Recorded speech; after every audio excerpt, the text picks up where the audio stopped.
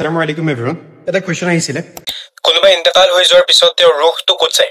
and second question was আমি কেনেকৈ গম পাম যে তেওঁ জান্নাতত আছে নে নাই সি ইন্তেকাল হৈ যোৱাৰ পিছত নেক বান্দাৰ ৰুহ ইলিন আৰু গুনাহগাৰ বান্দাৰ ৰুহ সিজিনলৈ গুচি যায় কিন্তু মনত ৰাখিব হে পাৰ্সনজনৰ ৰুহটোৰ কানেকশ্যন তেওঁৰ বডিৰ লগত সদায় থাকে লাগিলে হে বডিটো সমুদ্ৰৰ তলত থাকক মাটিৰ তলত থাকক জ্বলাই ভস্ম কৰি দিয়া হওক বা কিবা জন্তুৱে খাই পেলাওক ইয়াক আলমে বৰজাখ বুলি কোৱা হয় মৰাৰ পৰা ধৰি কিয়ামতলৈকে এটা আনসিন বেৰিয়াৰ থাকে যাৰ ফ্ৰেম অফ ৰেফাৰেন্স আমাৰ দুনিয়াৰ লগত মেচ নকৰে যাক আমি আলমে বৰজাখ বুলি কওঁ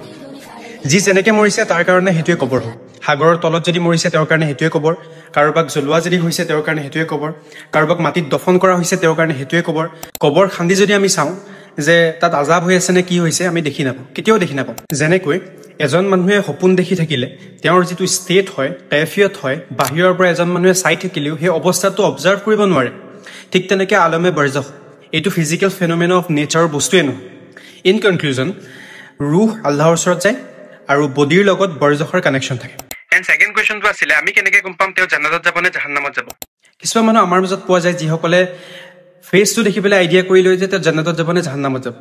এনেকুৱা কোনো ধৰণৰ ক্ৰাইটেৰিয়া নাই কোনোবা এজন মানুহ জান্নাতত যাব নে জাহান্নামত যাব এই বিষয়ে আপুনি একো কমেণ্ট কৰিব নোৱাৰে ভাল গুমান ৰাখি কলমাৱালাৰ কাৰণে দুৱাই মাগফিৰাত কৰিব পাৰে জাজাকাল্লাহ খাইৰ